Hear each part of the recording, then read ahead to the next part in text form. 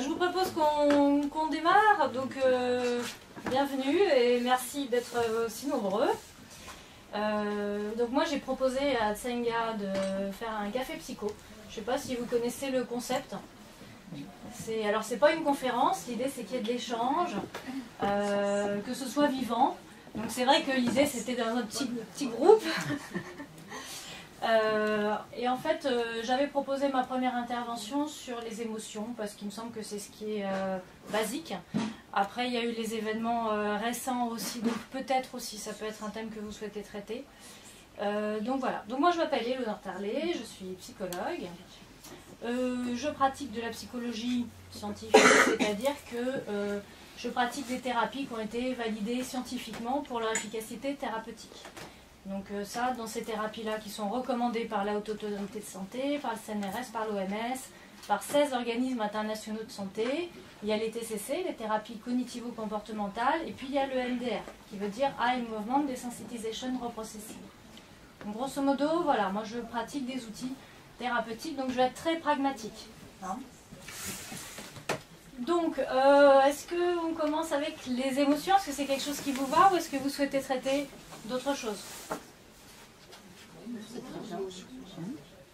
Bon. Alors, les émotions, est-ce que tout le monde sait ce que c'est? Est-ce que ça paraît simple? Mais qu'est-ce que vous connaissez comme émotion? La tristesse. Ah ben, c'est ce que Tristesse. c'est la première qui vient. La colère, la peur, la joie. Les pleurs. Alors, les pleurs, c'est les conséquences de la tristesse. Voilà, c'est ce qui va s'accompagner.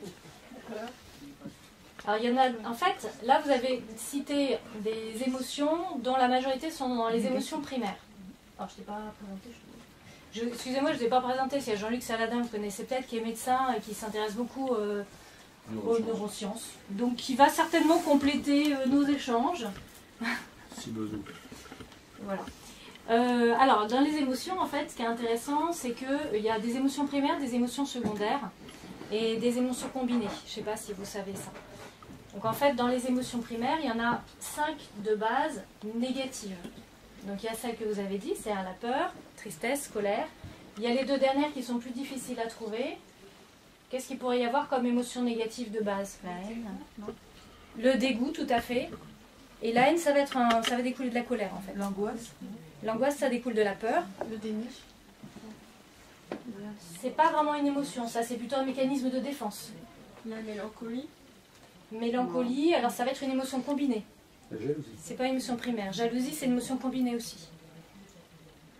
Nous avons qu'un. Je vous l'ai mis.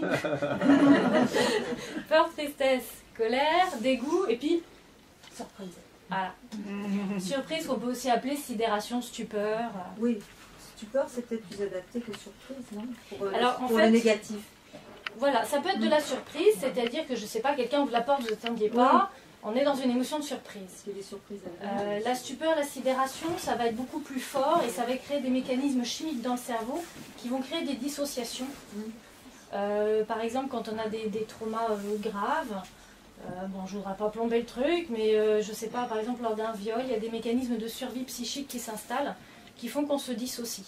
Donc la sidération va avoir un effet chimique au niveau du cerveau, donc ça je pense que tu pourras aussi en parler, qui permet en fait comme si le cerveau était dans un coupe-circuit et il va sortir du corps pour que finalement on n'ait pas de crise cardiaque. Hein. Parce que là on va être dans des mécanismes de survie. Et le corps est super bien foutu, le cerveau est bien foutu, tout est adapté. Donc le but c'est qu'en fait on puisse survivre à plein de choses. Donc le cerveau il va s'adapter de cette façon. Donc la sidération ça peut être quelque chose d'extrêmement fort qui va mettre en place un mécanisme de survie qui fait qu'après on peut avoir des flashs qui restent, on peut avoir ces dissociations qui restent puisque ça n'est pas intégré. Donc voilà. Donc la surprise, ça va être quelque chose de très doux, on s'en remet, hein, on ne crée pas des dissociations avec la surprise. Il peut y avoir de façon plus intense sur cette émotion, effectivement, la sidération. Donc là, on a les 5 de base, et puis vous en avez cité des combinés, la jalousie, la culpabilité, la honte, bon, il y en a plein en fait, il y a énormément d'émotions. Donc des émotions négatives, et puis il y a des émotions positives.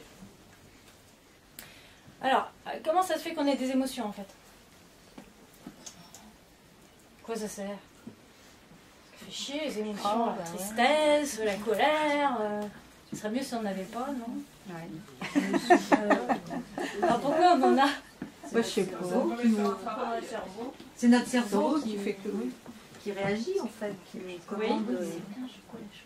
Et alors ça sert à quoi? Pourquoi notre cerveau il fait ça? Pour évacuer, non? Pour évacuer. Pour évacuer. Pour nous défendre. Évacuer, c'est un peu le second temps. Pour nous défendre.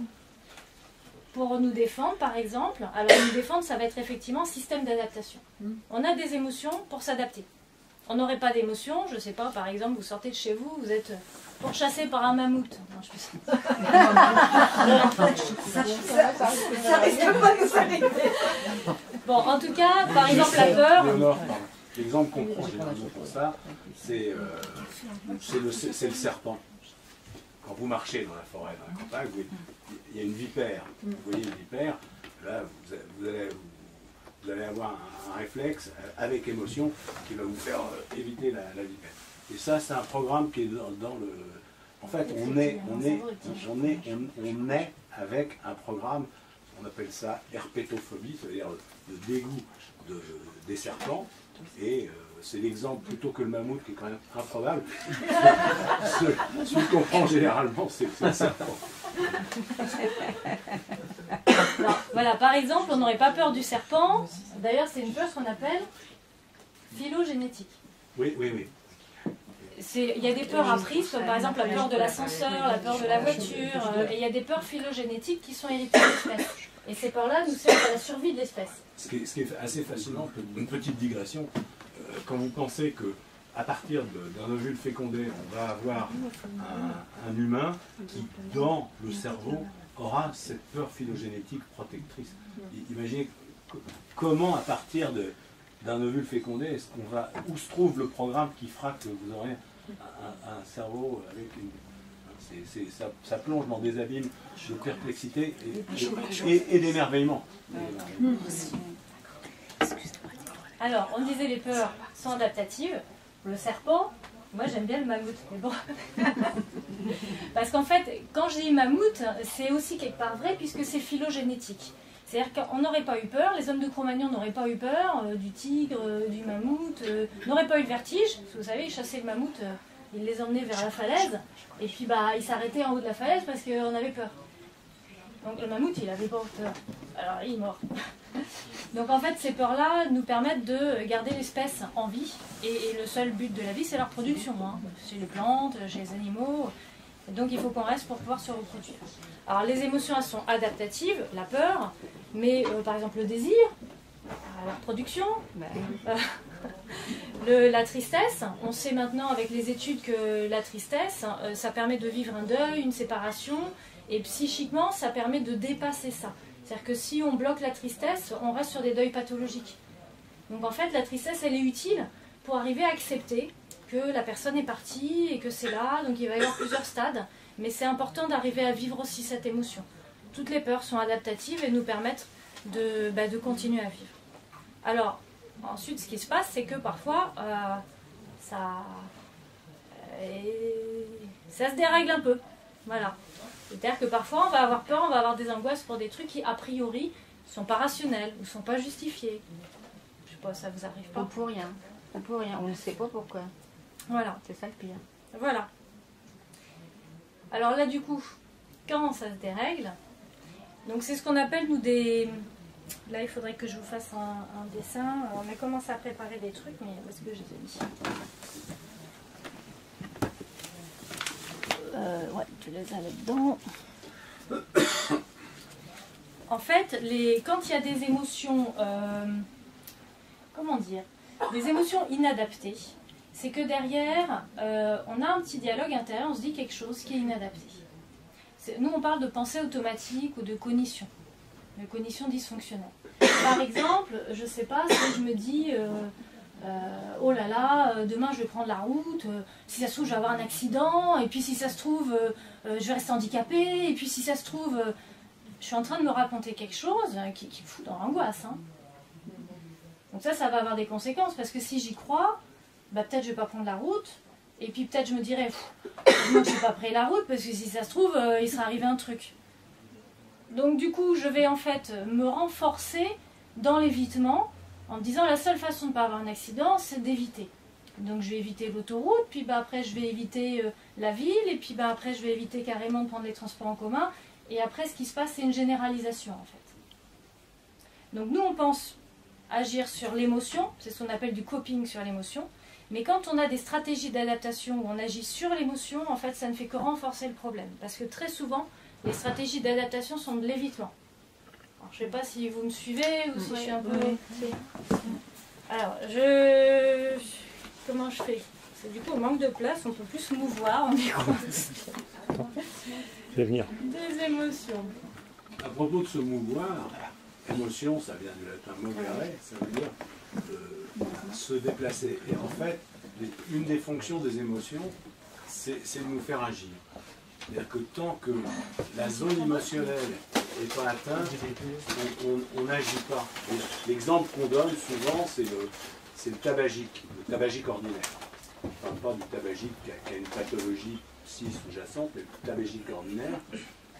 La plupart des tabagiques arrêtent de fumer tout seuls dans leur coin, brutalement, du jour au lendemain, et sans syndrome, sans sevrage. C'est très étonnant.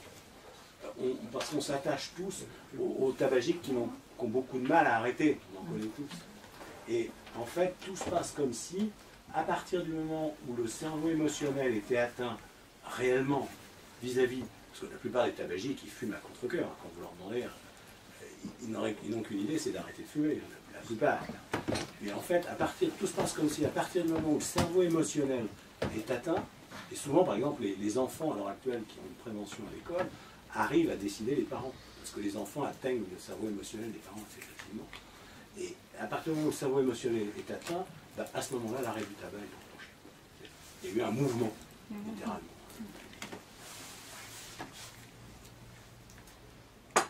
Donc, il faut vouloir ce mouvement.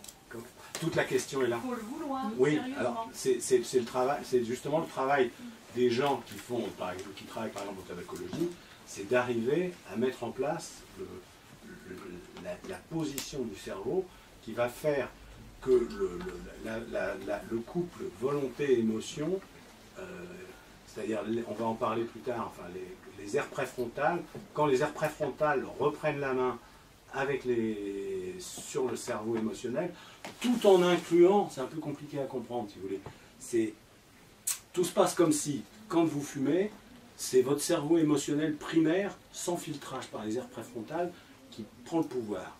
Et quand vous arrêtez de fumer, c'est que vous intégrez bien vos émotions. Ah là là, si je continue à fumer, je vais avoir un cancer, mes enfants vont se retrouver orphelins. Et on l'intègre vraiment, et à ce moment-là, le mélange et des émotions et de la volonté va prendre la main sur le cerveau émotionnel seul. Ça va.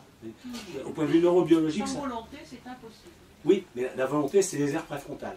Comment et vous dites, s'il vous plaît? C'est les aires préfrontales. C'est la partie antérieure du cerveau. C'est ce qui nous sépare des singes. C'est ce qui se trouve devant ici. C'est la zone qui apparaît avec l'homme.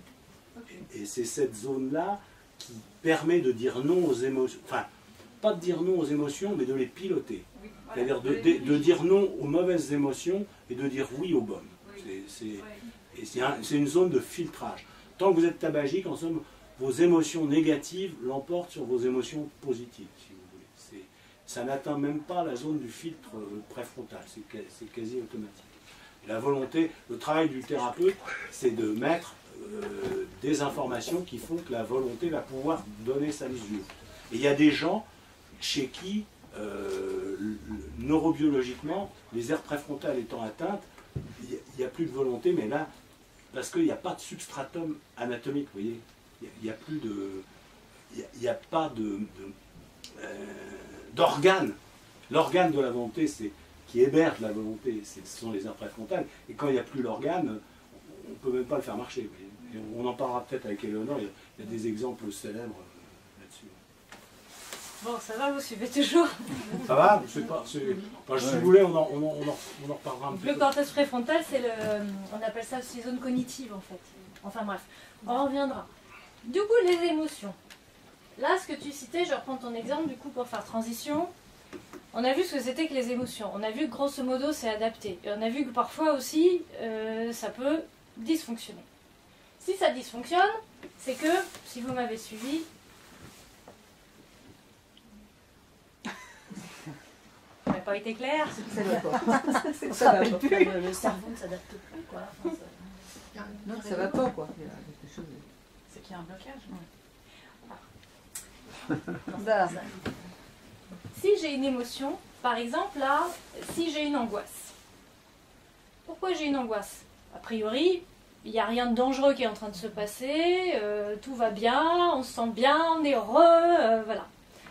Donc, moi, j'ai quand même de l'angoisse. Qu'est-ce qu'il y a là avant? L'évitement. Un dérèglement. Un dérèglement de... Du cerveau. Presque. Oui, mais plus précisément... Allez, je vous le dis. Et vous savez qu'on retient mieux si c'est vous-même qui le trouviez. Hein. Ah oui. Je vous ai parlé tout à l'heure du petit dialogue intérieur. En fait, vous avez dû vous en rendre compte, on est tout le temps en train de se raconter des choses. Notre cerveau, il n'arrête pas de mouliner. On se dit, oh zut, j'ai oublié de rappeler un tel, machin. Ah, demain, il faut que j'achète du pain parce qu'après c'est dimanche, ce sera fermé. Ah, machin, qu'est-ce qu'il a pensé de moi? On est tout le temps en train de se raconter des trucs. Donc ça, c'est ce qu'on appelle les pensées automatiques ou alors les cognitions. Les pensées créent nos émotions. Donc ça, c'est vraiment important. Là, je vous ai mis en relation parce que c'est vraiment la base. C'est-à-dire qu'une fois qu'on a compris que c'est mes pensées qui vont créer mes émotions, je parle d'émotions dysfonctionnelles. Effectivement, si là, j'ai de l'angoisse, c'est peut-être que je suis en train de me dire « Éléonore, tu racontes des conneries, tout le monde s'en rend compte. » Par exemple, si je me mets en colère, c'est que je me dis je sais pas, qu'est-ce que je peux me dire qui me mettrait en colère? On n'a rien compris. Ils m'écoutent pas, ils en ont rien à foutre de moi. Ils ne comprennent rien, c'est vrai. Vous avez compris le principe, hein. Donc c'est-à-dire que c'est auto-généré. La majorité du temps, quand on est sur des choses dysfonctionnelles, quand je dis dysfonctionnel, vous voyez, c'est qu'en fait c'est inadapté à la situation, c'est tout. Hein. Et ben c'est auto-généré. Ça veut dire que si on veut agir sur nos émotions inadaptées, donc souvent des émotions négatives, parce que si je suis dans la joie tout le temps, on peut me dire « Oh, t'es dans le monde des bisounours », ben, en même temps, moi je suis heureuse. Hein, ça ne va pas être forcément inadapté. Ben, tu sais, c'est la bipolarité, c'est la phase maniaque. Oui, mais là je parle pas de psychopathologie. Oui. Hein. Bon, moi, quelqu'un qui est heureux, ça me va, voilà. Enfin bon. Non, parce que toi, tu parles de quelqu'un qui est heureux, mais après, qui n'est pas heureux. Qui est trop... Il y en a qui sont trop heureux tout le temps. C'est aussi... Bon, enfin bref. C'est vrai qu'il existe des gens qui sont heureux, exaltés, très durablement, et ça peut être... c'est pathologique. Du reste, c'est très embêtant, parce que les gens qui sont trop heureux, en somme, quand ils sont dans cette phase-là, ils ne le repèrent pas, ils ne s'en plaignent pas. Oui, mais effectivement, c'est quand il y a une deuxième phase, la phase dépressive. Oui. On est dans un mode constant, le problème. Ben oui, c'est ça. Le problème est énorme parce que les gens qui sont en phase maniaque, ils font n'importe quoi. Sauf si c'est constant, si la phase maniaque dure. Non. Mais là, tu parles vraiment de pathologie. Oui, mais il y a une zone grise quand même. Il y a une zone grise. Enfin, grosso modo, il y a quand même des gens qui ont un naturel plutôt heureux. Oui. Oui, c'est des gens optimistes. Et il y a des gens qui sont plutôt anxieux de nature aussi. Et qui, voilà. Enfin, il y a un dosage. Après, il y a la partie du génétique, et puis il y a la partie l'inné et l'acquis, et puis il y a aussi ce qu'on a vécu dans notre vie. Oui, il y a des natures heureuses. Voilà. Là, en fait, dans les pensées qu'on appelle pensées automatiques, ça va beaucoup être lié à notre histoire, à l'inné et à l'acquis, mais beaucoup aussi à notre façon de nous être adaptés dans notre histoire. Dans le développement de notre cerveau, comment notre cerveau s'est développé. Si j'ai eu des parents hyper-couvants, par exemple, tout le temps stressés, oh, fais pas ça, tu vas tomber, ou attention, tu vas attraper froid, ou non, va pas là-bas, il va y avoir un accident. Ou... Bon, bah, étant gamin, on y croit. Enfin, on se dit, si maman a la peur, c'est que le monde est dangereux. Donc peut-être qu'on va développer des émotions de peur ou d'anxiété de tout. Mais ça peut être aussi l'inverse. Ça peut être que dans ma vie, j'ai vécu un stress constant parce que papa il battait maman et du coup j'étais tout le temps en veille ou sur le qui-vive à me dire comment ça va se passer en rentrant ce soir, est-ce que ça va aller, et du coup je vais avoir une activation amygdalienne qui va me mettre en stress pour le quotidien. Donc il y a toujours une logique, enfin le cerveau il a sa logique, hein.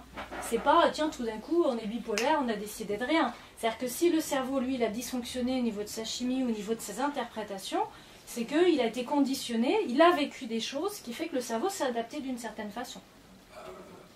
Il existe aussi des pathologies phylogénétiques, comme tu dirais, génétiques Ça, pures. c'est remis en cause. Hein. Ah non, non. Enfin bon, on va vous faire grâce. J'étais à un congrès en début de semaine, cette semaine, On va vous faire grâce du débat. et c'est franchement remis en cause, mais c'est très récent aujourd'hui. Ouais, bon, on en reparlera. Bon, jusque-là, ça va? Oui. Alors, qu'est-ce qui se passe après les émotions? Si j'ai eu une pensée automatique, par exemple, vous avez des idées de pensée automatique, qu'est-ce qui pourrait me venir en tête, là, qui me crée une émotion négative?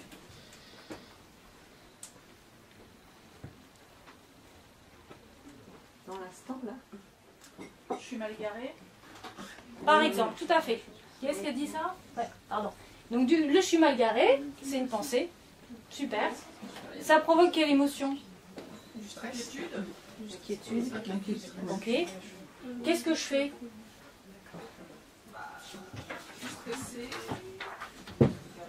Alors, je suis stressée, c'est une émotion, c'est dans cette case-là. Qu'est-ce que je fais? C'est du comportement. Je me dépêche, je vais mettre de l'argent au ordinateur. Par exemple. Et du coup, qu'est-ce qui se passe? Conséquence, comportement, conséquence, je ne sais pas si vous voyez.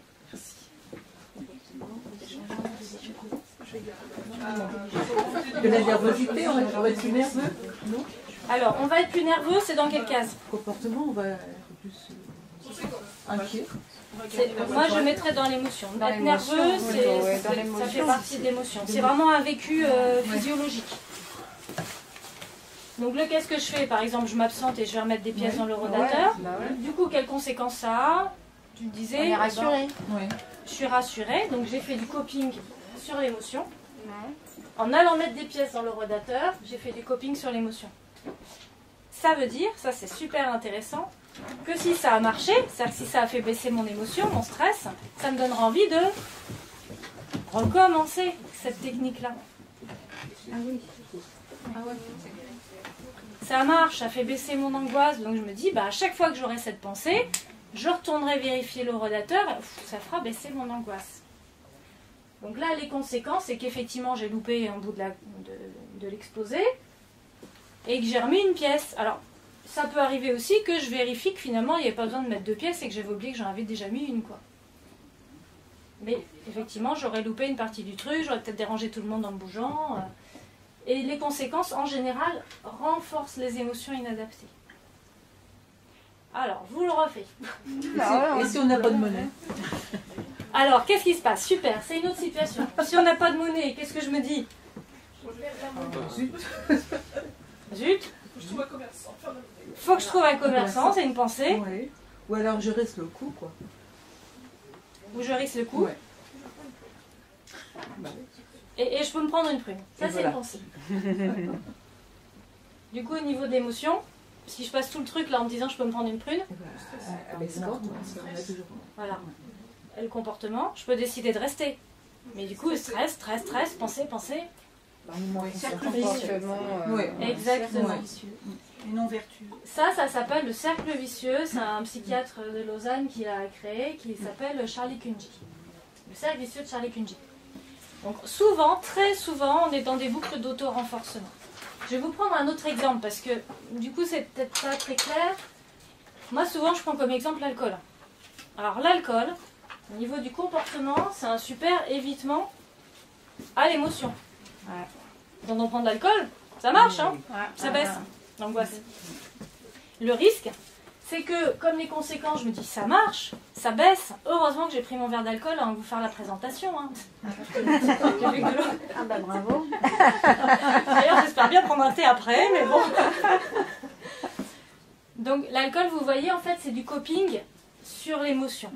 Mon comportement, je vais essayer juste de faire baisser l'émotion. Et comme le truc pervers, c'est que ça marche, ça va renforcer le fait que quand j'ai cette émotion, il faut que je fasse ça. Et c'est ça le cercle vicieux. C'est pour ça que je vous disais, le coping centré sur l'émotion, c'est pas super adapté. Il vaut mieux faire de la restructuration cognitive sur les pensées qui créent mon angoisse. D'accord. Si je reprends mon exemple là, imaginons que j'étais stressée, je prends de l'alcool. Alors, Allô. c'est pas grave, je vais continuer à parler, c'est pas un problème. En fait, je vais m'éviter de développer des ressources, des compétences pour faire face à cette situation par ailleurs. Vous voyez, c'est à la fois de l'évitement de l'angoisse si je prends de l'alcool, mais c'est aussi l'évitement de développer des ressources, les conséquences. Si je suis stressée et que je bois pas et que je me dis ok Léonore tu y vas quand même, bah, les conséquences c'est que je vais me dire bon, il faut que je fasse face, l'angoisse elle est là mais je vais faire quand même. C'est-à-dire que je vais accepter de vivre une émotion négative mais persévérer dans la situation stressante. Et ça ce qui se passe, donc il y a des expériences qui ont été faites, plus on s'expose à l'émotion et plus ça va réduire d'intensité et réduire dans le temps. Alors je vous fais ça parce que vous voulez que je vous le dessine? Ah, il y a quelqu'un qui appuie sur un bouton quelque part, hein? Qui est debout peut-être. Non?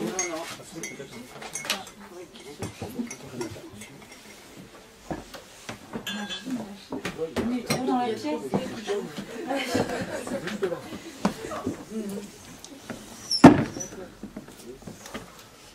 Donc là, en fait, je vous montre comment ça se passe. Ça ici, c'est l'intensité. L'intensité de l'émotion. Donc on va avoir du 100%. Je vais vous mettre de ce côté-là. Et là, on va voir la durée. Durée dans le temps. Donc comme nos émotions, on se rappelle, sont adaptatives, bah, une émotion, ça monte vite. Il faut qu'on... Si je vois mon mammouth, mon serpent, Jean-Luc, bah, il ne faut pas que je dise « Ah tiens, un serpent, ah, est-ce que je décide d'avoir peur ou pas ?» Non, je vois le serpent, je...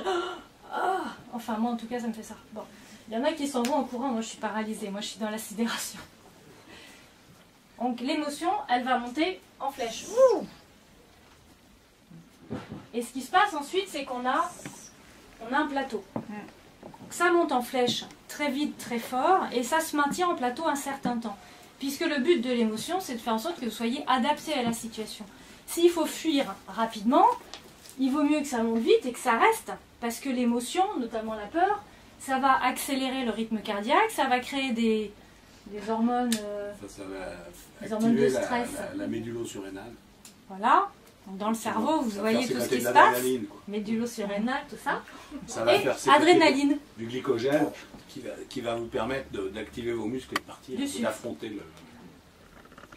Donc là, normalement, Petite vitesse. votre corps, il est vraiment en situation adaptée pour faire face à un stress. Si vous avez besoin de courir le 100 mètres, et ben là, vraiment votre corps, il est équipé, quoi. Il a du sucre, il a ce qu'il faut, il y a le cœur qui pompe vite. Et ce qui est intéressant, c'est que la zone émotionnelle du cerveau est atteinte avant que la conscience ne soit atteinte.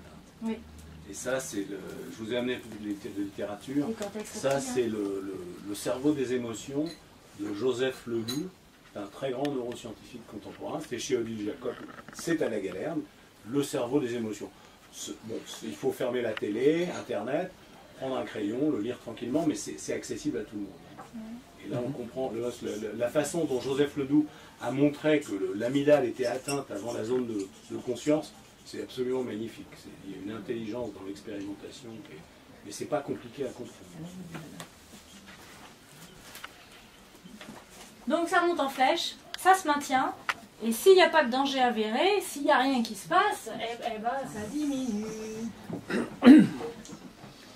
D'où l'intérêt de faire des expositions, comme je vous disais tout à l'heure, de ne pas éviter, alors je vous ai cité l'alcool, mais ça peut être un évitement comportemental. Je sais pas, je vais à une soirée où je connais personne, je suis hyper stressée, je me le sens pas, je fais demi-tour. On va être dans la même chose, on va être dans un comportement d'évitement de l'émotion. Et ça, le risque, c'est que ça renforce le problème. Donc il faut rester. Alors je vous ai mis, les expériences montrent qu'en moyenne, ça se maintient en plateau à peu près 20 minutes. C'est une moyenne, attention, hein, en fonction de qui vous êtes, ce que vous avez vécu, etc. Ça peut être différent.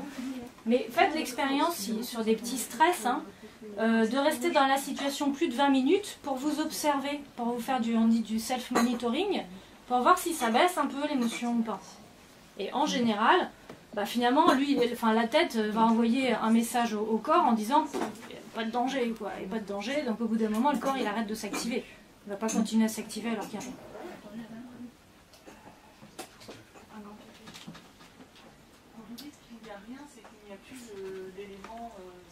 peut générer la... Café allongé. L'élément qui peut générer l'émotion. Ils sont en contact avec l'élément.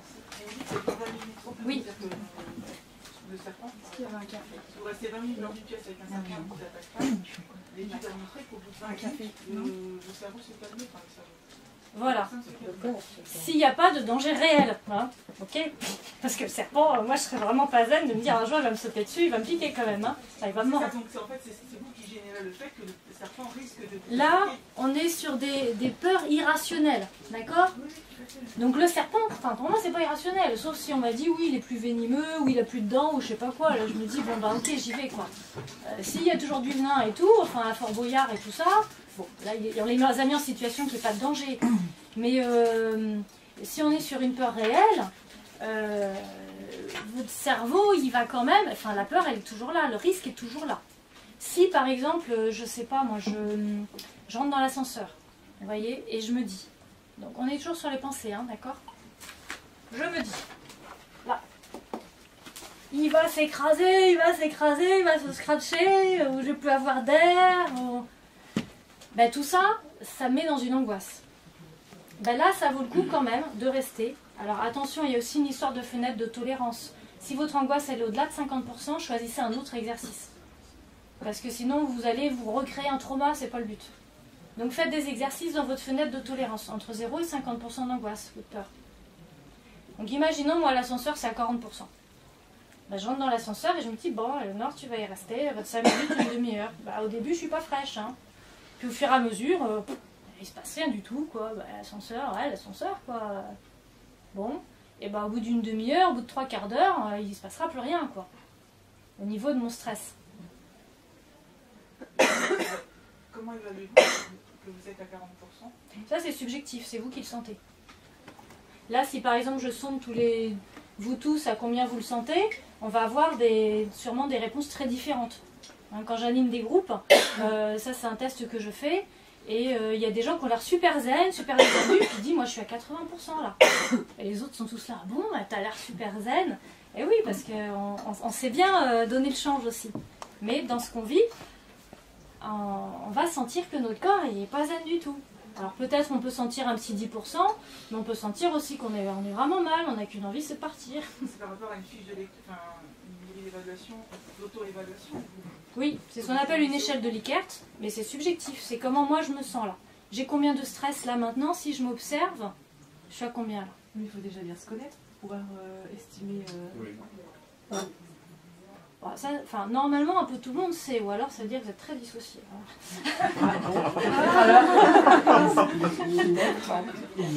Ou que vous n'avez pas pris l'habitude de vous écouter. Peut-être aussi. Ça s'apprend quand même. Hein. Ça se développe. Ça Ouais, se développe. complètement. Hein. C'est des choses qui peuvent Et s'apprendre. après, alors, il y a toute la question de l'anosognosie, de l'incapacité à prendre conscience de ces troubles. Hein, alors là, il y a tout un... C'est un vaste sujet, hein, Ouais.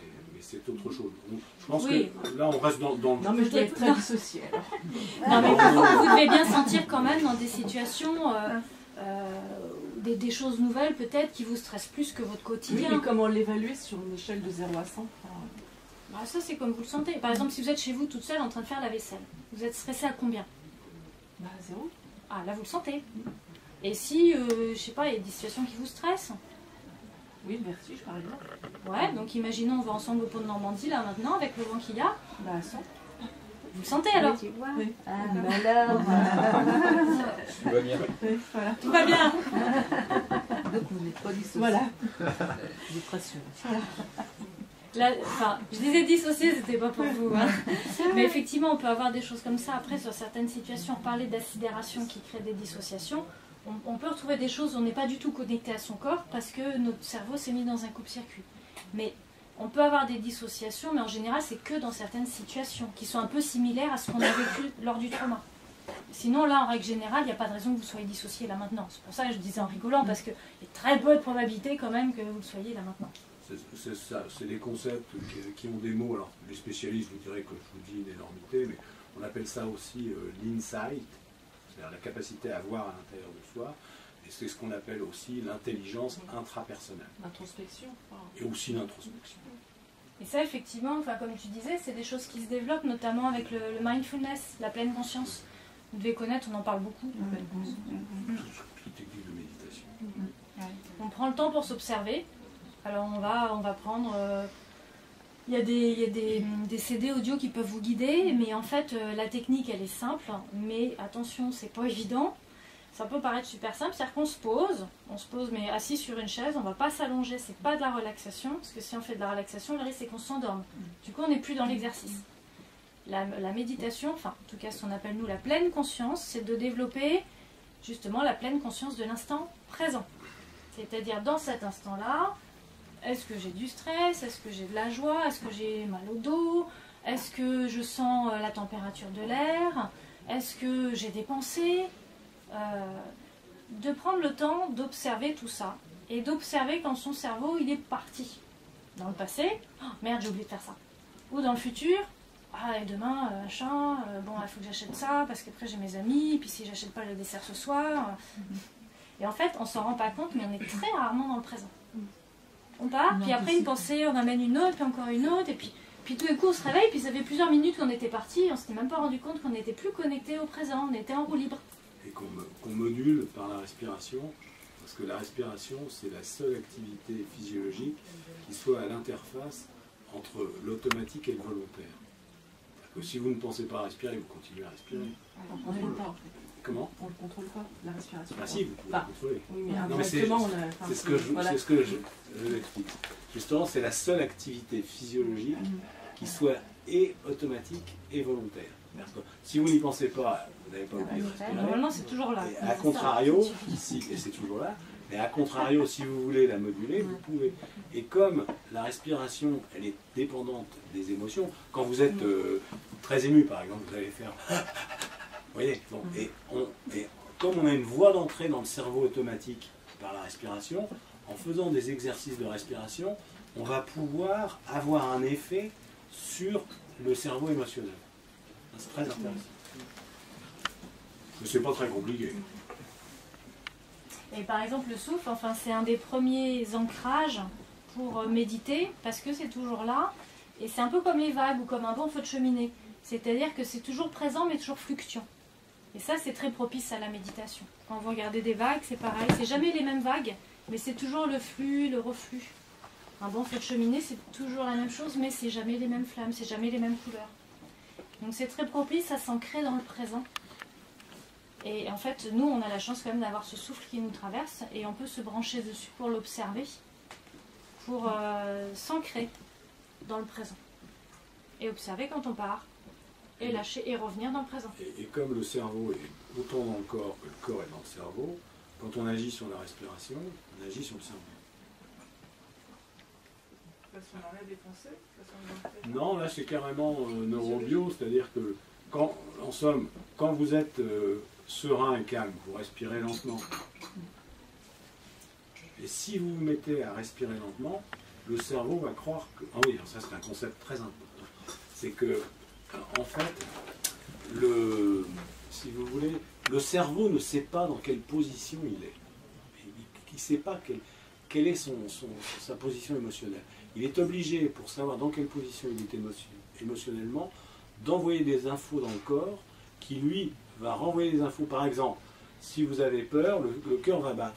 Et on a des tas d'expériences qui montrent bien que il y a des gens qui, par exemple, ont des coupures dans les systèmes nerveux qui font qu'en cas de peur, le cœur ne va pas battre, et ces gens-là ne savent pas qu'ils sont émus. Le cerveau sait qu'il est ému, mais le sujet n'a pas conscience qu'il est ému. Non, mais c'est de la neurobio, hein, ça c'est basique. Donc en agissant sur la respiration, vous allez agir sur votre système émotionnel de manière mécanique. Ça va, hein. Et ce que tu dis aussi, ça me fait penser aux attaques de panique. En fait, comme c'est le corps qui sent, c'est ça que tu dis. Oui, c'est ça. Souvent, les attaques de panique, c'est ce qu'on appelle la réaction d'alarme. C'est-à-dire qu'on va sentir, par exemple, on sent son cœur qui s'accélère, les mains qui tremblent, on se dit oula, ou qu'est-ce qui se passe, ou ça y est, je suis en train de faire une attaque de panique, ou ça y est, ça recommence, parce que pour peu qu'on ait eu déjà une expérience où on a eu très peur. Donc on va créer une hypervigilance à ces symptômes physiques qui va envoyer un signal à la tête, enfin en tout cas qu'on va interpréter comme étant potentiellement catastrophique, Et du coup, lui, le cerveau, il fait son job, hein, il envoie un signal au corps en disant warning, warning. Donc là, le corps, il force la dose, et puis là, on est dans le cercle vicieux. Quand vous êtes hyper vigilant, vous allez avoir une respiration courte. On ne se rend pas compte. Et quand il y a une respiration courte, ça va modifier légèrement le pH du sang, ça va modifier la distribution du calcium dans le corps, et ça va donner une tétanie. Vous savez, les gens qui ont des fourmis partout, les mains. Et à ce moment-là, la panique s'installe parce que le corps envoie un tas de signaux au cerveau que c'est la panique à bord, littéralement. Et c'est la panique dans le corps qui va déclencher la panique dans le corps. Et donc quand on apprend aux gens à faire les petits trucs de relaxation qui permettent de ne pas arriver dans cette zone où il va y avoir ce petit dysfonctionnement physiologique au niveau du calcium, on n'a plus de... Du reste, les tétanies, on en avait beaucoup autrefois. Maintenant qu'on fait simplement ces petites techniques de relaxation, on en a presque plus. La relaxation, et ça peut être aussi... C'est le corps qui rentre dans le cerveau. D'après vous, ces attaques de panique, la tétanie, tout ça, ça pourrait être maîtrisé sans une intervention chimique, quoi. Ah bah oui, largement. Oui. Attendez, il y en a... Bon, il faut voir un médecin. Il y a quand même des hypocalcémies, des maladies duquel c'est très rare, mais ça existe aussi. Hein. Il y a quand même un petit diagnostic à faire. Enfin, si ça résiste, par exemple, aux techniques de relaxation, il faut aller voir. Soit c'est ce qu'on appelle un conditionnement inversif. Et un jour, vous avez eu des vertiges, vous avez un peu perdu le contrôle de votre corps. Donc du coup, vous avez interprété ça comme oh là là, mais je pourrais perdre le contrôle, ou je pourrais être dangereuse au volant, ou je pourrais m'évanouir. Donc du coup, ça c'est une première expérience traumatique qu'après on a peur de revivre. Et du coup, on va développer une hypervigilance, et dès qu'on sent un peu des trucs, ça se met en route, et on va soi-même effectivement repartir dans ce cercle de vicieux. Et à partir du moment où les gens ont fait une fois l'expérience qu'ils maîtrisaient la crise, par la relaxation, on parlait des petits. Moi j'utilise, pour le plus vieux, le plus simple, c'est un nom compliqué, hein, mais alors vraiment c'est très simple, c'est le training autogène de Schultz. Ça, non mais c'est bête comme Schultz, on se relaxe, on respire doucement. Le plus simple c'est le ventre comme un ballon. Respirer lentement et rester bloqué en expiration un certain temps. Il y a de la relaxation, mais il y a aussi...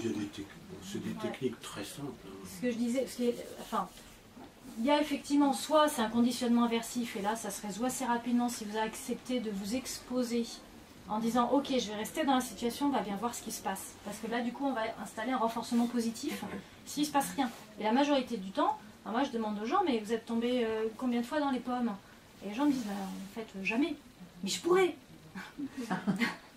Donc en fait c'est plus la peur que ça arrive que réellement quelque chose qui arrive. Et du coup, on s'auto-conditionne dans de la peur et dans de l'évitement. Et à partir du moment où les gens ont fait, ne fût-ce qu'une fois, l'expérience du contrôle de la crise, le simple fait de savoir qu'ils peuvent contrôler la crise, il n'y a plus de crise. Ouais. Donc la relaxation, effectivement, c'est des techniques, ça ne mange pas de pain, donc tout le monde devrait l'apprendre à l'école. À l'école, hein, ça devrait être à l'école. C'est des trucs tout simples, ça peut fonctionner, mais aussi de se dire, ok, c'est mon corps qui est en train de vivre un truc physiologique là, donc mon cœur s'accélère, je transpire. Ok, c'est que mon corps qui est en train de vivre de la peur, c'est tout. Pour ne pas partir à réenclencher. Oh, oula, qu'est-ce qui est en train de se passer? Oh, ça y est, je vais perdre le contrôle. Parce que là, du coup, on réenclenche de la peur et on redonne un coup supplémentaire au corps. Alors, pour éviter ce genre de situation, il faut aller dans une respiration. Alors, les techniques vraiment de base, parce que dans ce que tu décris, il y a plusieurs sous-techniques. Ça va être le ventre. On va commencer par le vider. Donc vous mettez vos mains sur le ventre et vous videz comme si c'était un ballon. On ne commence jamais par remplir. On commence par vider complètement. Et ensuite, on laisse le ventre se remplir naturellement. Et à nouveau, on vide. Donc ça, déjà... Pour augmenter la conscience de soi, on peut commencer par vider le thorax, puis l'abdomen, puis on gonfle l'abdomen, puis le thorax lentement, et puis on reste bloqué en expiration le plus longtemps possible, 5-6 fois, et généralement déjà ça fait beaucoup. Parce qu'en fait, agir sur le souffle, comme tu disais, si je ralentis mon souffle, ça va m'apaiser. Il y a des techniques de cohérence cardiaque qu'on pratique beaucoup aussi aujourd'hui, qui sont extrêmement efficaces, qui permettent, avec une certaine régularité de souffle, d'inspire et d'inspire, de mettre le cœur sur sa fréquence de cohérence parfaite. C'est ce que je disais, c'est le corps qui rentre dans le cerveau. Mais on peut aussi, à l'inverse, c'est ça qui est marrant, se provoquer une attaque de panique tout seul. Mais oui, mais pourquoi elle arrive cette attaque de panique? Pourquoi à un moment X et à un moment T Parce qu'on ne s'est pas rendu compte qu'on était en état d'hypervigilance. On était en train de faire des choses. Ou alors parce qu'on est fatigué. Et puis après, il y a des événements extérieurs. Oui, des événements extérieurs. Soit ça peut être effectivement. Oui. Ça peut être des traumas plus graves qui ressortent sous cette forme-là. Ou des apprentissages. Il peut y avoir des... enfin, sur des traumas, je dis des traumas complexes, des choses plus importantes, il peut y avoir justement cette dissociation qui s'est créée. Pendant des années, on n'a pas souvenir de ce qui s'est passé, on vit sa vie. Puis tout d'un coup, il y a des trucs qui déconnent. On commence à avoir des attaques de panique, des peurs incontrôlées. Puis on se dit, mais je suis folle, quoi, qu'est-ce qui m'arrive? Et en fait, là, le corps, il est en train de vous parler, de vous dire qu'il y a des trucs d'avant, mais que ça a été dissocié pour vous protéger, mais que là, il est temps de le traiter. Je me souviens d'une personne qui me disait qu'elle avait eu un accident de voiture et qu'elle conduisait, et que depuis, elle ne pouvait plus conduire. Et si on la mettait, si on l'obligait un jour, elle avait été obligée de conduire, ben, je pense qu'elle aurait aussi bien fait une attaque de panique. Excusez-moi, est-ce que les TCC mettent en avant les traumatismes de l'inconscient? Alors, en TCC, on ne parle pas d'inconscient. On ne parle pas d'inconscient parce qu'en fait, tout est accessible. C'est des pensées automatiques. Donc, si on s'auto-observe suffisamment, on sait ce qui est à l'origine d'eux. Si j'ai une angoisse, je sais que je suis en train de me dire Léonore, t'as pas fermé ta braguette. Vous avez fait peur. Non, en fait, par exemple, vous voyez, j'ai cette pensée qui me traverse l'esprit, mais c'est un millième de seconde. Peut-être je ne l'identifie pas, cette pensée. Mais du coup, pouf, je vais sentir l'angoisse. Donc rien n'est inconscient, tout est accessible en fait.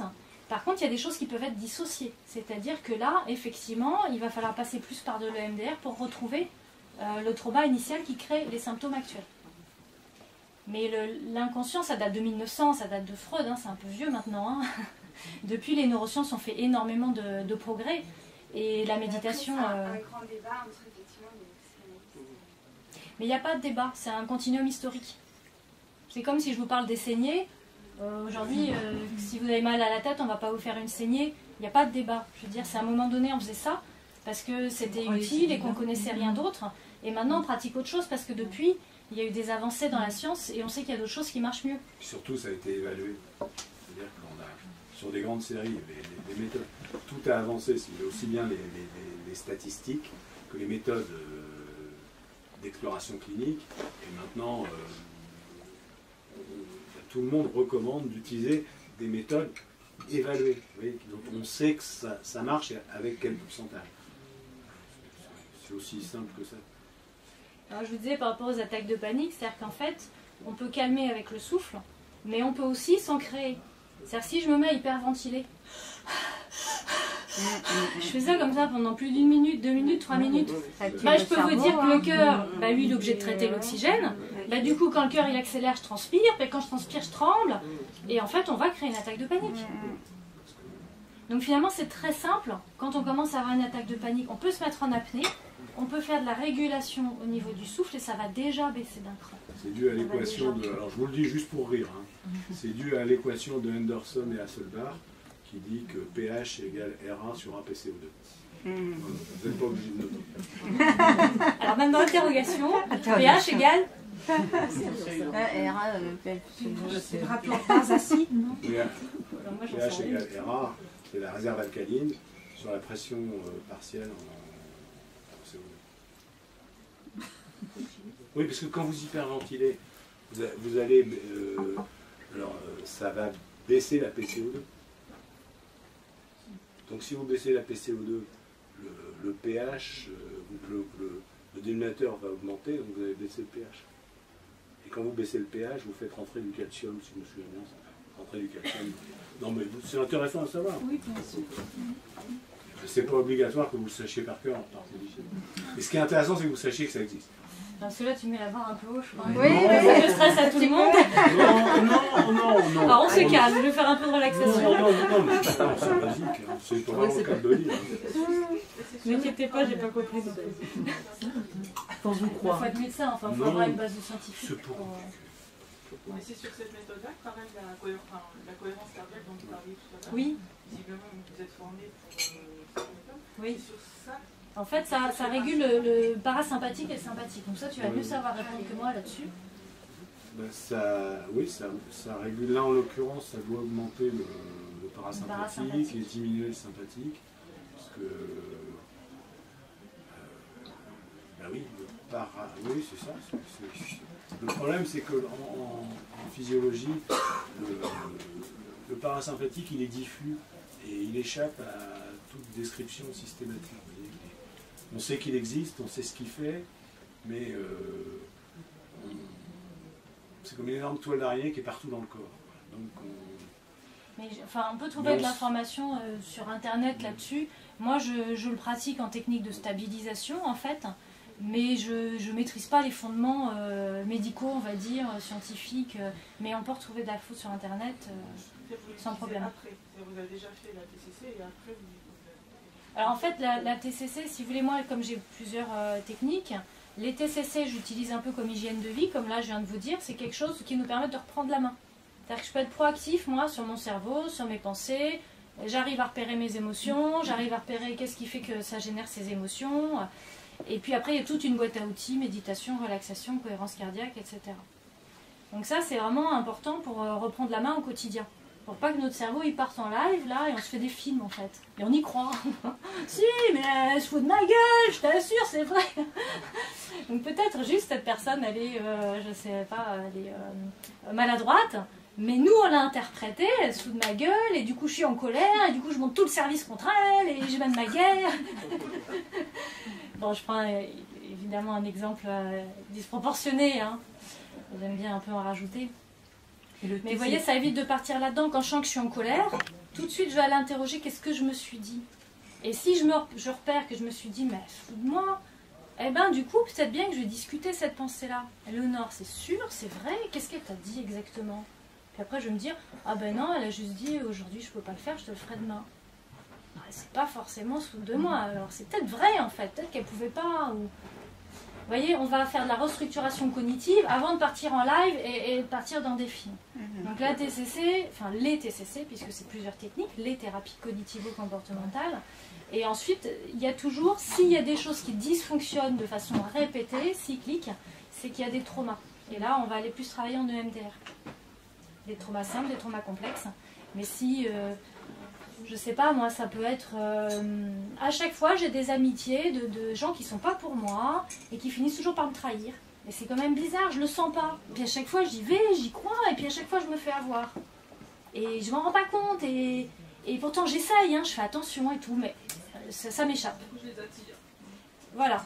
Donc on se dit, je les attire, alors qu'en fait, très certainement, c'est lié à des traumas qui nous ont créé des schémas. On parle de schémas précoces inadaptés, voilà, des canaux d'information qui sont inadaptés. Alors, par exemple, ça peut être le canal d'information, j'ai pas de valeur. Donc si mon histoire a créé cette information dysfonctionnelle dans mon cerveau par rapport à des traumas ou à des carences répétées, eh ben effectivement je vais avoir du mal à gérer ça. Et à chaque fois je vais bien m'en rendre compte, je retourne dedans. Mais j'arrive pas à reprendre la main, mais j'ai bien compris ce qui m'arrivait, c'est pas inconscient, je comprends très bien ce qui se passe. Et j'arrive pas à reprendre la main. Parfois on sent, il y a des trucs, on sent qu'il ne faut pas qu'on y aille. On y va quand même. Mais personnellement, moi je trouve que c'est moins... Enfin, comment dire l'exemple là que vous donnez, quand c'est quelqu'un d'extérieur, vous voyez, une autre personne qui génère du stress sur vous, je trouve que c'est moins grave que quand l'ennemi vient de vous-même. Vous voyez ce que je veux dire? Oui, alors le problème c'est qu'on intériorise toujours le bourreau. Hein. C'est-à-dire que si on a souffert certaines choses dans son histoire, on va devenir son propre bourreau. C'est ça les schémas. Les schémas précoces inadaptés. Donc effectivement, c'est... Enfin moi très souvent, j'ai des personnes qui ont une mauvaise estime d'elles, hein, parce que effectivement, soit il y a eu des exigences disproportionnées, ou soit elles n'ont jamais été valorisées, ou bon, il y a plein de choses qui l'expliquent. Et ces personnes-là elles-mêmes vont avoir des pensées du genre mais je suis nulle, ou je suis pas à la hauteur, ou je fais jamais comme il faut, ou j'aurais dû faire mieux, ou je suis impardonnable, ou elles vont sortir fouet pour se flageller et on s'en rend même pas compte. Ou on a le même résultat aussi avec les gens qui ont des exigences pour eux. Voilà, c'est ça. Ça va arriver, on va arriver au même point. Oui. Oui, pardon. Est-ce que, au niveau des solutions, est-ce que la solution de l'hypnose pyroxénienne est une solution? Alors l'hypnose, ça va être un peu, c'est suggestif, c'est-à-dire que ça va vous permettre d'aller explorer des choses et d'avoir des techniques de relaxation, on va dire, par la suggestion. Ça n'a pas été démontré comme étant thérapeutique. Ça va vous donner des outils. Alors c'est toute la différence entre se sentir mieux et aller mieux. Ah ben d'avoir parlé à mon psy, je me sens mieux. Oui, mais est-ce que je vais mieux durablement, concrètement? Donc voilà, il y a des choses qui font du bien. La relaxation, ça fait du bien. Je sors de ma relaxation, je suis bien. Mais est-ce que je suis soignée par rapport à mes schémas erronés? Est-ce que j'ai cassé ce cercle vicieux? Est-ce que je suis plus... La question, c'est de savoir, est-elle vraiment efficace? Puisqu'elle est quand même proposée comme solution. Moi, je vous ai apporté la réponse. Oui. Si on regarde les publications scientifiques, ça n'est pas validé comme étant thérapeutique. D'accord. C'est une bonne boîte à outils. Vous voyez, comme par exemple, moi j'utilise la relaxation, la cohérence cardiaque, c'est une boîte à outils que je vais utiliser pour stabiliser, pour d'autres choses. Si vous attendez d'être soigné durablement et d'avoir réparé vos schémas ou vos traumas anciens, non. D'accord. En tout cas, c'est ce que montre la littérature scientifique par rapport à l'évaluation de cette technique. Est-ce qu'il n'y a pas besoin d'une partie d'y croire par soi-même quand on fait un traitement? On répondait non, mais c'est toujours sur des bases scientifiques établies. Et tout ça, c'est assez personnel finalement. Si la personne a déjà fait la démarche de se traiter par l'hypnose, c'est déjà qu'elle est dans la volonté de vouloir arrêter le problème. Ça peut marcher. Après, vous voyez, si c'est pour arrêter la cigarette, ça fonctionne. Si je reprends par exemple ton exemple d'arrêter la cigarette, effectivement, et l'hypnose, moi j'ai des collègues qui font, mais c'est des choses simples, c'est pas des traumas, c'est pas des... Est-ce que c'est pas la volonté personnelle déjà au départ qui fait que quel que soit le traitement, on amène une solution qui permettent de ne pas généraliser forcément par rapport à des études. La volonté au départ... Nous, les stats qu'on donne, c'est pas de la mécanique. Hein. On remplace pas un amortisseur, on ne change pas le pneu, vous voyez. Non, mais c'est toujours derrière des chiffres. C'est que des stats. C'est-à-dire qu'il y a des gens qui, avec de l'hypnose, surtout n'oubliez pas qu'il y a un effet placebo, toujours, chez les humains. Hein. Donc, il y a sûrement des gens pour qui ça peut être une... Ça dépend ce que c'est, ce qu'on veut travailler. C'est jamais. Vous voyez, il faut se retirer un des schémas mentaux automatiques que nous avons tous le plus dans la tête et dans le monde moderne et qu'il faudrait arriver à nous retirer, c'est l'analogie entre la mécanique et le biologique. Nous, les stats qu'on donne, quand Eleanor parle de ces stats, c'est significatif. Ça veut dire simplement que c'est significativement positif. C'est-à-dire que significativement, oui, il y a un effet supérieur. Mais c'est tout, vous comprenez bien. Hein, donc on trouvera, vous trouverez plein d'exceptions. Vous trouverez plein d'exceptions. Vous trouverez toujours plein d'exceptions. C'est comme en médecine. Enfin, après, on dit toujours la psychologie, c'est différent de la médecine, mais aujourd'hui, c'est vraiment évalué de la même façon et on est vraiment sur les mêmes résultats thérapeutiques. Ce qui a changé, c'est que la psychologie est maintenant évaluée avec les mêmes méthodes que la médecine. Si aujourd'hui on vous dit vous avez un cancer et vous me dites oh bah oui mais si j'y crois, moi par exemple à l'hypnose, que je vais soigner mon cancer avec l'hypnose, c'est une question d'y croire, c'est à vous de voir, mais la science ne montre pas ça. Voilà. Non, mais ça peut aider à mieux le vivre. Oui, c'est un outil. Voilà. Mais si en parallèle on vous dit il faut faire une chimiothérapie sinon ça va augmenter, et que vous dites non, moi je fais de l'hypnose, ça suffit, on m'a dit que ça allait me le guérir et j'y crois, et ben il y a quand même des probabilités que ça ne marche pas votre truc. Hein. Par contre, comme il y a un certain nombre de cancers qui guérissent spontanément, c'est très très rare, ça existe. Si la personne a fait de l'hypnose et qu'elle fait partie du cas de cancer, après elle va dire partout, moi j'ai fait. Mais quand on fait des grandes séries, statistiques validées, pour le moment, dans l'état actuel des choses, on ne voit pas grand-chose. Excusez-moi, les PCC, si je comprends bien, la personne arrive avec son traumatisme, sur les schémas erronés, vous ne travaillez pas sur l'origine. Bien sûr. Vous travaillez sur ce que je vous expliquais. La façon de gérer. Là, si vous voulez, hop, vous voyez, en fait, ça c'est le cercle vicieux en TCC. Si j'y arrive parce que j'ai une émotion, j'ai un problème là, on va aller explorer les pensées. Et dans les pensées, je vous disais, en général, c'est lié à votre histoire. Donc on ne peut pas Enfin, je veux dire, c'est pas du gadget qu'on fait, c'est de la psychologie. Hein.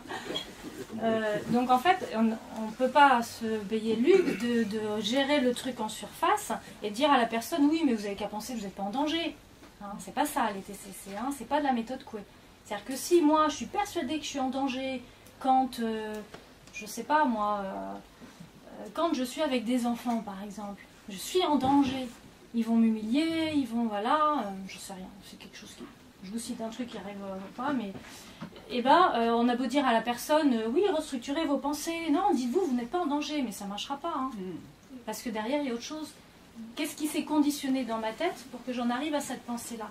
C'est une pensée qui, de l'extérieur, paraît absurde, mais si elle est là et que la personne, elle y croit et qu'elle a vraiment des peurs, c'est qu'il y a certainement quelque chose dans son histoire qui lui a permis de légitimer ce schéma-là. Donc on ne peut pas ne pas retourner dans l'histoire. Travailler là-dessus, pour reconstruire un autre schéma. Ben, en fait, on a des techniques comme le MDR, par exemple, s'il y a des traumas, où le cerveau, il va se réparer tout seul, en fait. Alors, c'est difficile de vous en parler comme ça. Il y a peut-être des personnes qui en ont fait ici qui veulent en parler. Mais s'il y a des traumas, vraiment, ce qui est le plus efficace aujourd'hui, c'est le MDR. Comment on procède pour faire ça? Oui. Alors, le MDR, c'est technique de réparation des traumas par les mouvements oculaires. En fait, c'est basé sur on a dans notre corps, on a tous un système d'auto-réparation, de tout. Des tissus, des os, l'homéostasie avec les taux sanguins, c'est assez génial, on est fabuleux, parce que c'est tout le temps en train de se réguler, de se réparer. Je sais pas, en scoop, vous mettez un pansement, c'est réparé dans quelques jours, etc. Et on sait que depuis les années 80, que le cerveau, il a aussi son programme d'auto-réparation. On est tous prééquipés en auto-réparation. Et cette phase-là, ce mécanisme-là, il se passe toutes les nuits, pendant la phase du sommeil paradoxal, qu'on appelle aussi la phase REM, Rapid Eye Movement. Et en fait, quand vous rêvez, que vous vous en souveniez ou pas, vous rêvez toutes les nuits, quand vous rêvez, vous avez les yeux qui font des balayages oculaires rapides. On peut le voir si on regarde les enfants ou les animaux, même parfois les chiens, ils font des... Voilà, on s'imagine qu'ils courent après le chat. Donc là, ils sont en phase de sommeil paradoxal et ils sont en train de voir tout plein de trucs et ils y croient. Et voilà. Donc en fait, toutes les nuits, notre cerveau, il fait la mise à jour disque dur. Voilà. On a vécu des choses dans la journée, bah, lui fait son job. Il répare, il dit bon ça a réparé, ça n'y a pas besoin. Et puis parfois, on revient sur des trucs, parce qu'il bug. Il y retourne, il rebug, gros cauchemar. Hein. Donc là, c'est efficace de remettre en route ce système d'autoréparation. Alors c'est pas simpliste comme ça, c'est beaucoup plus... voilà. C'est-à-dire qu'aujourd'hui, c'est comme réservé aux médecins, aux psychiatres, aux psychologues. Il faut un minimum, un bac plus 5 dans ce domaine-là pour avoir le droit de s'y former. C'est pas pour rien, parce que si on touche à une dissociation grave, on ne peut pas juste avoir fait comme ça à la personne et puis la laisser se dissocier et puis bon, bah salut, voilà. Moi, j'ai entendu parler de choses comme ça, des patients qui ont été re-traumatisés. Hein, une patiente où je lui ai dit, bon, bah je vous propose le MDR, elle m'a fait comme ça, je me suis dit, oula.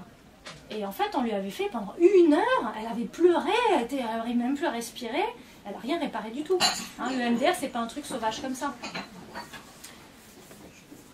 Donc en fait, voilà, vous voyez un petit peu, et comme les nerfs oculaires, je ne vais pas dire de bêtises, je parle sous le contrôle du médecin, sont reliés directement cerveau droit, cerveau gauche. En fait, ce qui se passe, c'est que le fait de bouger les yeux, ça va avoir un effet direct cerveau droit, cerveau gauche, en recréant des connexions, et c'est ça qui va permettre que le cerveau recrée des connexions saines. C'est-à-dire qu'en gros, s'il y a des traumas, c'est qu'il y a des connexions dysfonctionnelles. Si je prends par exemple, j'ai pas de valeur, mais moi j'y crois, enfin je veux dire, il y a des choses dans mon histoire qui a fait que, oui, donc cette connexion elle est là. C'est-à-dire que tout ce que je vais revivre par la suite, ça va venir sur ce canal d'information-là, et ça va être interprété au regard de cette connexion-là. Donc c'est pour ça qu'il faut aider le cerveau à reconnecter, et c'est pour ça que je vous disais, il fait tout seul. Parce que quand on a une certaine expérience de la vie, une certaine maturité, qu'on a soi-même des enfants, etc., et ben en fait on va avoir un autre point de vue sur la vie qu'on n'avait pas quand on était enfant. Quand on est enfant et puis le papa il dit de toute façon t'es nul, t'arriveras jamais à rien, ben on y croit, c'est le papa qui le dit. Mais quand on est adulte, on se dit, il était vraiment con franchement de dire ça à un gamin.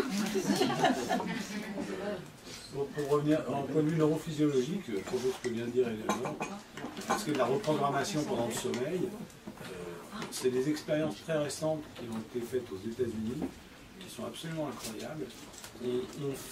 On fait apprendre un labyrinthe à un rat, chez lequel on a implanté des électrodes, je crois une centaine d'électrodes dans l'hippocampe. L'hippocampe, c'est la structure de stockage de la mémoire. C'est ce qui... et on apprend un labyrinthe au rat, et la nuit suivante, pendant que le rat dort, pendant la phase de sommeil paradoxal, on voit les neurones qui correspondent, ce qu'on appelle des neurones de place. On a des neurones spécialisés dans le cerveau, c'est le prix Nobel de cette année, qui permettent de nous repérer dans l'espace.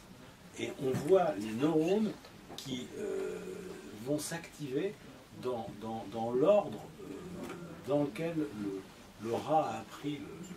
C'est-à-dire qu'il apprend un labyrinthe, quand il va tout droit, certains neurones s'activent, quand il tourne à droite, d'autres neurones s'activent, quand il tourne à gauche, d'autres neurones s'activent, et bien pendant la nuit suivante, on va voir les neurones s'allumer exactement dans l'ordre de l'apprentissage du labyrinthe que le rat a appris. Ce qui est absolument fabuleux.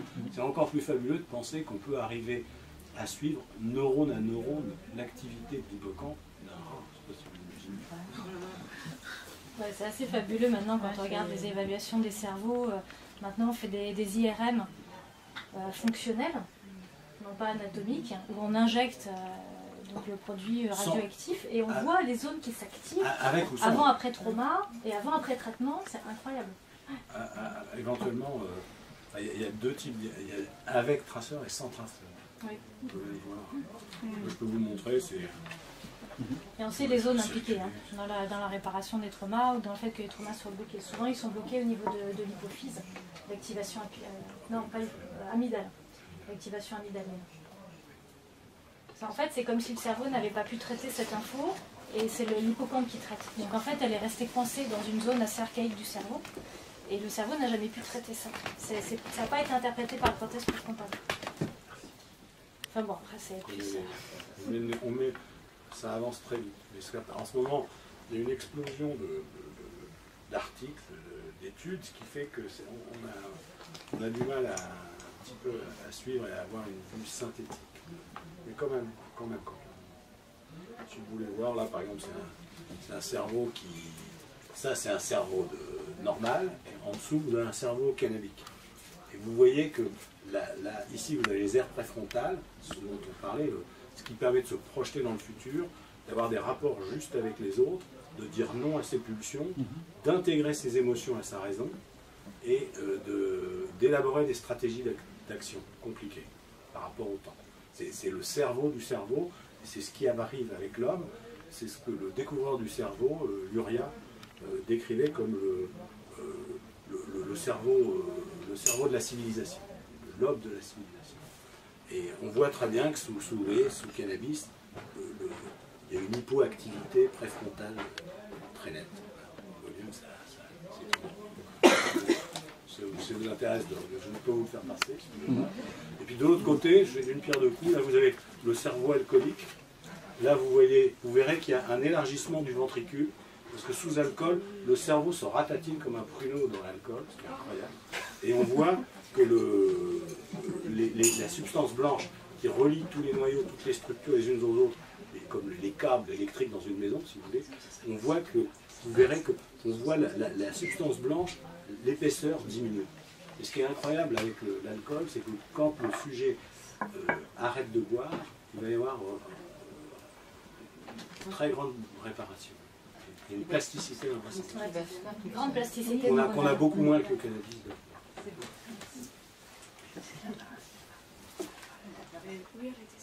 C'est pas la même molécule, donc c'est pour ça qu'il n'y a pas la même. Ah bah oui, tout à fait. Mais la question c'est que c'est quand même une addictologie, donc c'est étonnant que ça ne fasse pas travailler les mêmes. Ah bah ça, il y a alors là c'est pour une autre fois, hein, mais au niveau des addictions, il y a un noyau commun qui est le système le striatum, c'est-à-dire le nucleus accumbens, le noyau qui est activé quand on a du plaisir, pour faire ça. Et là, il y a un nœud commun, mais après, toutes les modalités fonctionnelles ailleurs dans le cerveau, c'est complètement différent. Maintenant que les neurosciences sont beaucoup avancées en addictologie, on voit bien que les différentes drogues, tout ce qui rend addictif, ça n'a pas du tout les mêmes effets sur le cerveau. Mais il y a si vous voulez, comme l'équivalent pour le Havre, la Brec, si vous voulez, il y a un point de passage obligé. voyez ce que je veux dire? Dans toutes les addictions, il y a un point de passage obligé, c'est le nucleus accumbens. Il y a toujours un plaisir. Vous voyez? Mais après, les modalités sont complètement différentes d'une addiction à l'autre. Un addictif au jeu, par exemple, n'aura pas le même profil d'expression au niveau des autres structures du cerveau qu'un alcoolique. D'où ce que vous précisez sur le fait qu'il y a une plasticité ou non. Oui, alors après, oui. Selon que ça joue directement sur l'expression des gènes qui l'ont, et s'il y a une modification de l'expression des gènes définitive, et là on ne sait pas encore tout, parce qu'après la couche génétique, il y a une couche épigénétique, et on est dessus. Hein, on est toujours en questionnement. Qu'avance. L'épigénétique, c'est montré. Il y aurait une avancée par rapport au fait qu'il y ait un versant génétique sur l'alcoolisme. Ah bah oui. Alors si quelqu'un qui a un terrain génétique favorable à l'alcoolisme, s'il ne rencontre pas la molécule, il ne sera pas alcoolique. Donc justement, il faudrait faire une prévention ciblée. Ce serait merveilleux d'arriver à dire aux gens qui ont un risque de devenir alcooliques, vous surtout ne touchez jamais à ça. Commencez surtout jamais à boire. Parce qu'en fait, l'épigénétique montre que tout ce qu'on pensait être les gènes poubelles, je ne sais pas si vous avez bien entendu, c'est combien qui définit le patrimoine génétique là? C'est 3%, non? Ouais, c'est très peu. 3% qui définit si vous êtes blonde, les yeux marrons, maigre, ronde, etc. 30 ans, Et en fait, tout le reste, comme les scientifiques ne savaient pas à quoi ça servait, ils l'avaient appelé les gènes poubelles. Et en fait, on s'aperçoit maintenant que ce sont des petits bouts d'ARN messagers qui travaillent continuellement à réécrire votre patrimoine génétique. C'est-à-dire que quand vous avez des traumas non traités, etc., même s'il y a des non-dits, machin, vous allez les transmettre génétiquement à vos enfants. Et inversement, si vous cultivez la bienveillance, la méditation, une hygiène de vie saine, du sport, bien manger, vous allez aussi améliorer votre terrain génétique. Donc en fait, rien n'est une fatalité. Tout bouge tout le temps. C'est très étudié. Très étudié. Oui, on connaît bien. Il y a un décalage, si vous voulez, tout de suite entre ce que connaît la science et ce que les médias sont capables de transférer au plus grand nombre. C'est très étonnant. Par exemple, à mon congrès, j'ai une intervention sur les traumas transgénérationnels. Et ça a été évalué par des prises de sang. Donc les victimes elles-mêmes, par exemple, si on prend des victimes de viol, elles sont porteuses du gène. Leurs enfants ne vont pas être de l'épigène. Leurs enfants ne vont pas être porteurs de l'épigène, mais les petits-enfants vont être porteurs encore plus de l'épigène. Ils vont avoir des marqueurs encore plus importants. Donc, réparez vos traumas, ne maintenez pas les secrets de famille, etc. On a les modèles. Pardon ? Oui. Je peux vous envoyer des vidéos là-dessus. Oui. Et alors, on a les modèles animaux. C'est une Française qui s'appelle Isabelle Mansuy, qui la première a montré qu'il y avait une transmission épigénétique des traumas dans la lignée du mâle. C'est-à-dire que ce dont parle Éléonore, ce qu'on soupçonnait depuis longtemps, c'était les traumas dans la lignée maternelle, mais on sait maintenant que dans la lignée paternelle aussi, il y a transmission. C'est-à-dire qu'on prend des rats qu'on traumatise les mâles, et on s'aperçoit que ça entraîne des modifications épigénétiques dans la lignée mâle sur 3 générations. Et on sait exactement quels sont les gènes dont la modalité d'expression a été modifiée. Non mais ça, c'est incroyable, hein. Oui, c'est mais en même temps, ça va très très vite ces derniers temps. Moi j'ai fait venir au Havre, je l'ai fait venir aux journées médicales à Brest il y a 2 ans. C'était en 2014. Et elle est venue de Suisse parce qu'elle est tellement scientifique renommée que les Suisses l'ont fait venir dans leur centre de recherche sur le cerveau. On avait ouvert au grand public. Aujourd'hui, dans la difficulté de communiquer, voilà. Donc c'était ouvert. On est en France, on est aussi très en retard dans ce domaine-là quand même. Mais si ça vous intéresse, moi j'ai tous ces documents-là, je peux vous transmettre. Oui, et ce qui est vrai sur 3 générations de rats, en gros, c'est sur combien de mois? Je sais pas. C'est sur 3-4 mois. Non, c'est un peu plus. Un an. Ouais, je pense. On peut peut se dire systématiquement que l'homme fonctionne pareil sur son patrimoine Non. génétique. Probable. Moi, ce que je vous cite, ça a été fait sur des victimes de viol. Mais si on est réparé entre-temps, si on transmet, normalement, on transmet nos gènes, mais après on se fait soigner. C'est une excellente question, parce que l'ARN messager travaille à réparer votre épigénétique et le trauma n'est plus là. Et chez les rats, on transmet aux enfants nos... Donc à la limite, il vaut mieux attendre d'avoir été réparé avant de faire des enfants.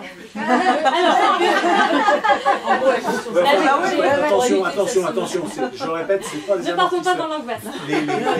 Chez les rats traumatisés, on montre qu'il y a une différence significative, mais c'est pas du tout du 100%. Hein. Il y a énormément de rats. Vous avez énormément de rats traumatisés chez lesquels il n'y a pas de modification épigénétique. Il y a simplement, franchement, significativement plus. Hein.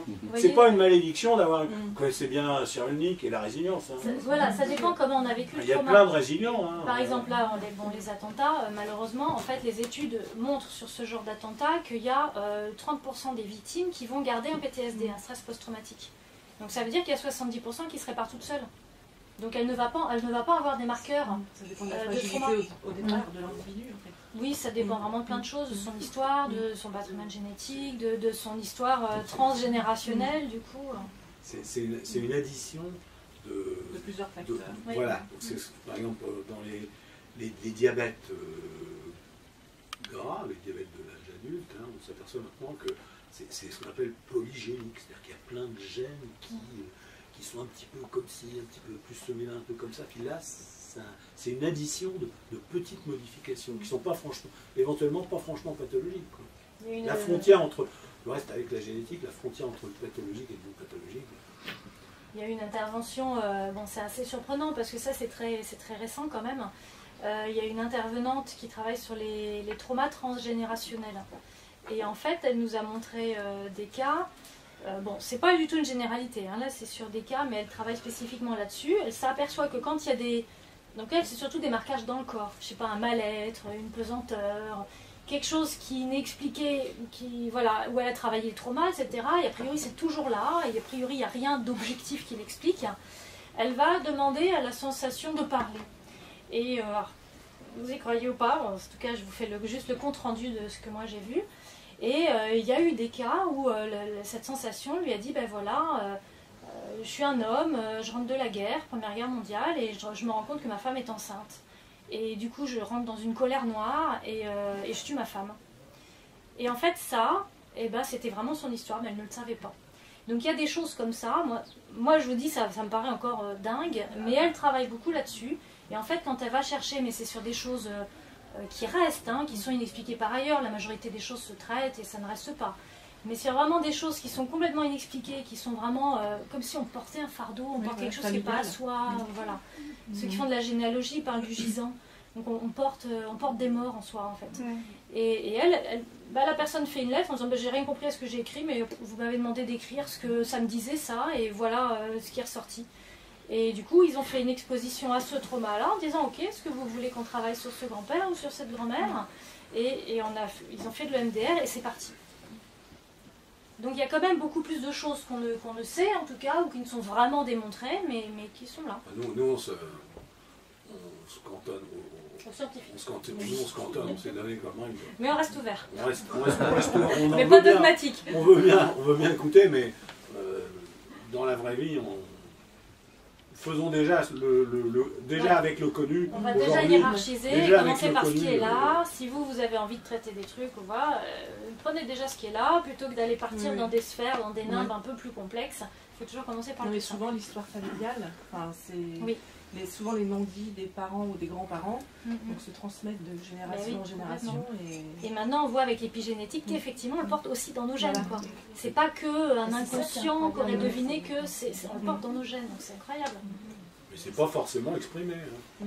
Il y a pas de gens qui ont des histoires compliquées et tout, et qui vont très bien. Oui, parce que nous par exemple, on est on vit une époque où on a l'habitude d'exprimer nos émotions. Mais par exemple, nos parents ou nos grands-parents, au contraire, doivent, eux, ne pas montrer leurs émotions. Parce que c'est... moi, je pense que on est tombé dans un excellent eau. Oui, peut-être aussi, mais du coup, on se travaille un peu des histoires. histoire familiale. Et après, comme les émotions n'ont pas de compteur, si vous voulez, la moindre émotion dans le monde actuel va prendre une ampleur. Vous voyez, entre une vraie émotion importante Oui, mais toi, dont il faut s'occuper, et puis une petite émotion qui... Non, mais c'est vrai. Non, je suis pas d'accord. Non, mais ça, après, ça dépend pour qui aussi. Oui, ça, non, ça mais dépend d'accord. comment on la gère aussi. En fait, nous, on dit qu'il faut s'écouter, mais attention, parce que à la génération d'avant, s'écouter, ça veut dire se plaindre, gémir, machin. S'écouter pas du tout, et nous, voilà, s'écouter, nous, c'est juste être bienveillant envers soi-même et observer qu'est-ce qui est là. Être curieux de soi, être son propre cobaye. Ça, c'est vachement important. Moi, qu'est-ce que je suis en train de vivre là? Mais c'est pas s'écouter dans le sens je vais me plaindre. C'est-à-dire que si j'ai quelque chose qui me va pas, il faut que j'observe qu'est-ce qui va pas pour faire en sorte que ça aille mieux. Et quant au somatisme, ça va pourquoi au somatisme? Voilà.